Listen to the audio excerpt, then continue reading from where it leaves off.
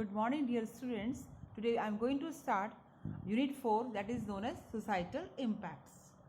In this unit, basically we will go through about the internet and the modern technology which this is prevailing nowadays. Today's word is known as the world of technology. Everybody is dependent on the technology, like we see in our day-to-day life, that is e-banking, transportation, industry, railway, hospital, everywhere we are having the role of digital information.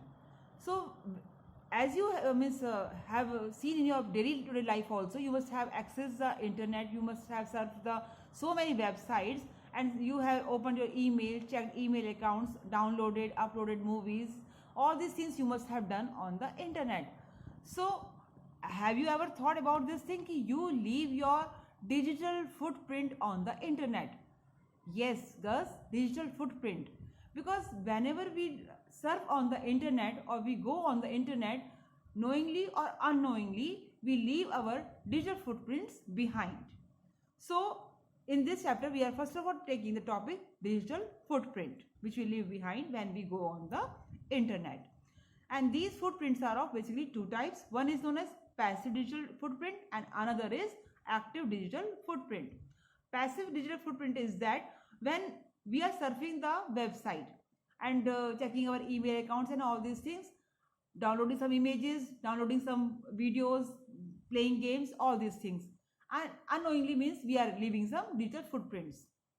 And active digital footprints are those footprints when intentionally we are participating on the internet by sending our blogs, making some short notes, joining some groups, forums, so everybody can see our information, they can share our information with others also. So it means we are deliberately participating on the internet. So this is known as active digital footprint. Now how your digital footprint can be used? This depends on the person. That person can use your digital footprints intentionally or unintentionally also, and depending on the information which we leave behind. Like girls, we can save so many things on the internet, our personal information, everything we are saving, and this information can be traced back and that can be used for any purposes.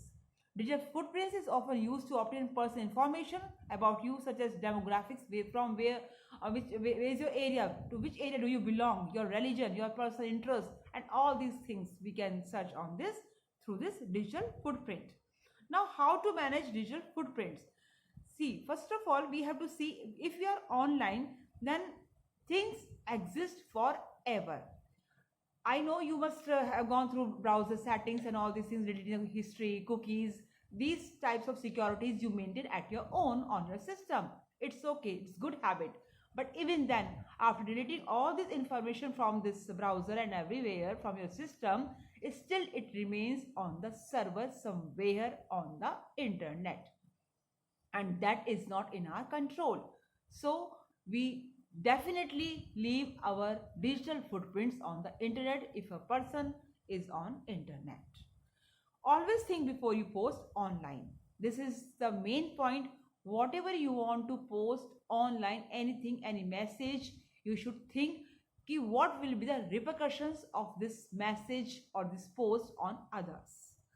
Personal information or opinions sent to one person can be shared with a larger audience. Once you share anything on the internet, say it's your video, audio, or your messages, post something.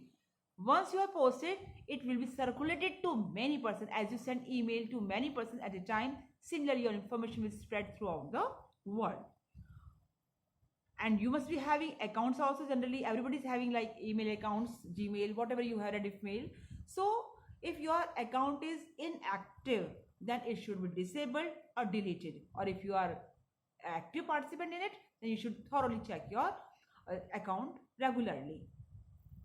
Keep person details private and control the private settings on your account. Always keep your personal settings in a security manner and never disclose your identity on the internet and never post your image on the internet, because you know there are so many softwares which can distort your picture and can use for cyber crimes.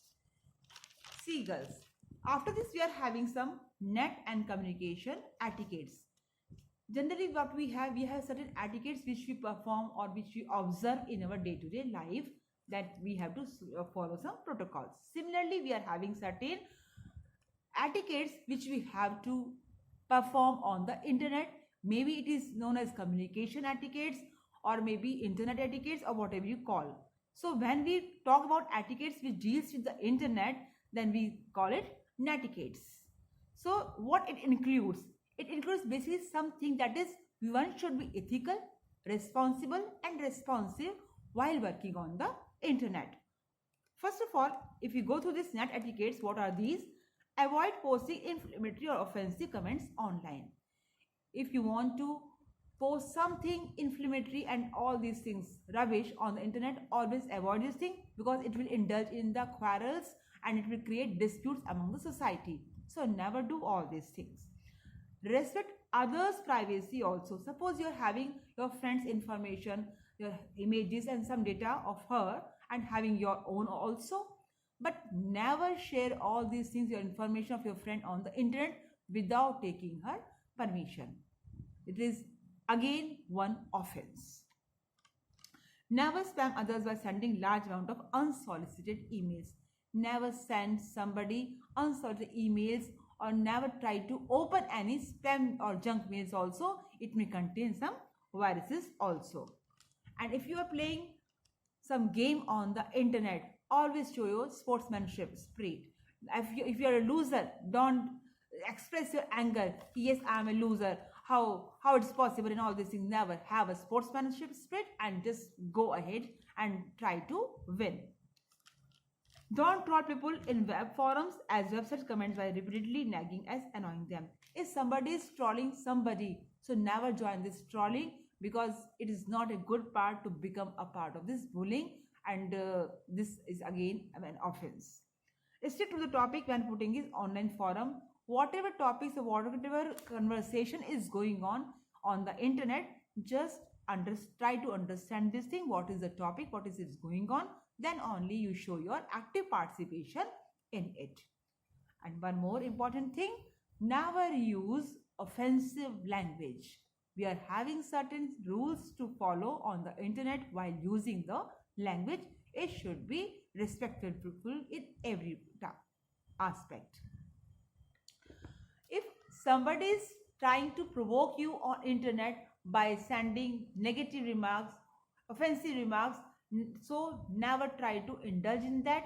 Just ignore this and try to avoid all these things. If you will indulge in it, again it will become an issue. So better to keep mum and get aside. If someone asks you some question, then if you know the answer, you should always offer your help. It is good to help others if you are so knowledgeable. And besides all these things, one most important point is that if somebody helps you, always thank to that person. Never forget to thank others also. So these are certain net etiquettes that we should follow while working on internet. Now the next thing is data protection. As you know, when we are having so much data on the internet to share and to express all these things, then we are having certain security measures should be taken to protect our data on the internet, because there may be some sensitive data also that may be harmful for others.